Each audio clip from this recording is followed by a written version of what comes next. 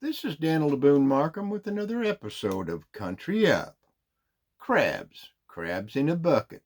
That's what a co-worker stated when we were discussing how mankind is often dog eat dog, acting like crabs in a bucket. For you folks who haven't lived on the coast, you may not know what acting like crabs in a bucket looks like, unless you've had crawdaddies in a bucket. Well, anywho, crabs in a bucket, they never get out of the bucket.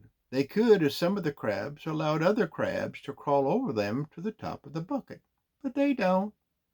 They keep competing for top dog, that is, top crab, always climbing over the one ahead, forcing each other back down the bucket. No sacrifice of self for others.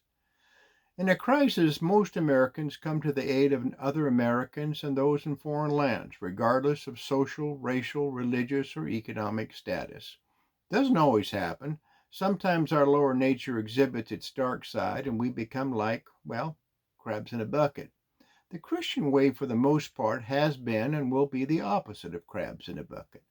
Numerous scriptures command us to help each other and our neighbors in need, whether friend or foe.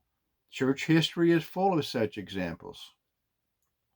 During the pandemics of the Roman Empire, plagues of medieval times, and in the 18th and 19th century, Christians ran to the fire, that is, to the contagious sick and suffering, rather than flee cities, as most others did. Christians risked their lives and gave their lives for people who were their enemies, those who persecuted them. You might want to check out that Good Samaritan parable again. Yep.